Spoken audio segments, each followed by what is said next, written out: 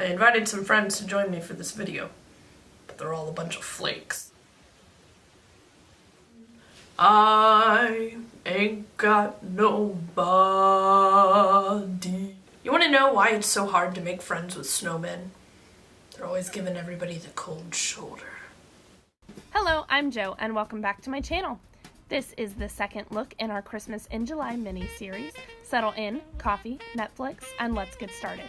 We're going to sketch out our snow body with white paint from Mayron, and we're going to go ahead and fill that in. And I did leave my spray bottle on set, so I had to dip my brush into a cup of water, and as you can see, I had a really hard time getting the right consistency. After I figured that out, I went ahead and dragged that color up to my face as well. We are using the NYX Avant Pop palette, grabbing the blue and a round fluffy brush, and we're going to buff that into the face along its natural contours, which includes the forehead, the chin, and onto my nose. I used the Clown White Mayron Cream Paint on a beauty blender to soften some of those harsh edges from that blue and also to highlight the tops of my cheekbones. On a fluffy eyeshadow brush, I'm messily running some of that same blue color onto the inner corner of my eye and to the outer edge and under my lower lash line as well, keeping the eye shape very round. For the lid, I'm using the gray color from that same Avant Pop palette. And because we're going for a very messy, smoky eye, I'm layering eyeshadow, mixing the gray color with the blue, blending that out, and then going in with black and keeping that color pretty concentrated near the lash line and the lower portion of the lid.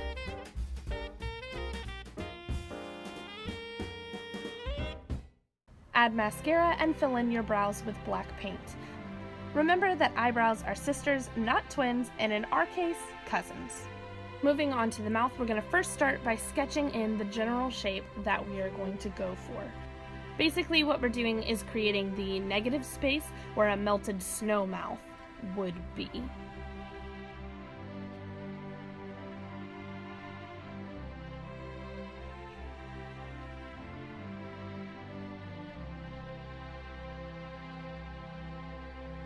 Now for some shading and highlights. That trusty blue shade is still our go-to, and we're going to softly buff that color around the edges of the curves that we just made in that mouth for added dimension. After we're done shading, we're picking up that white color, and we are going to be adding what I can only refer to as strands across the mouth hole for our snowman, to be the tendrils of what has melted away from Oatmeal's face. We named our snowman Oatmeal in honor of that one weird kid in the OG cartoon, Frosty the Snowman, who really wanted to name Frosty Oatmeal. I don't know why, but here it is, kid. You finally got an oatmeal snowman. I couldn't resist.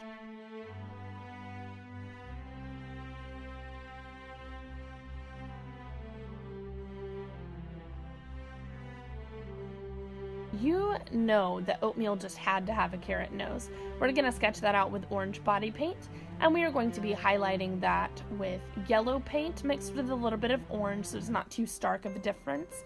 Tapping it out with our finger to soften it, and then doing the same thing but with white.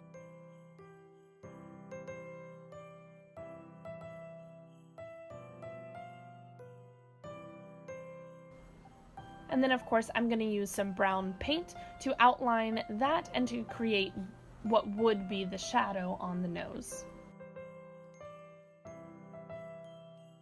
So I looked up a bunch of different scarves on real people, cartoon scarves, whatever, just so I could get a general shape and idea for what I wanted to do. I'm outlining that with gray body paint.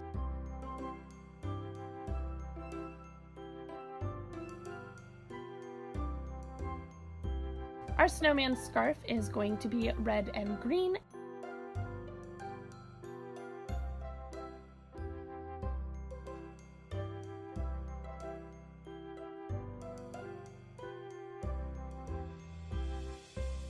When I'm done filling them in with their respective colors, I am going to pick up that same brown color from earlier and do a rough outlining. So I'm keeping the line so thin that really it's just adding what would be that shadow. Alright, and after you have that general outline done, we're going to be taking a cool toned brown shadow. This is Cocoa Bear from Makeup Geek, and we are going to be really deepening the shadows, especially where that scarf layers on itself. It would create a really deep shadow, and so we're going to have a higher concentration of color there. We're going to pick up that blue color, which is our designated snow shading color, softly above the scarf, onto the neck, and then below onto the chest as well.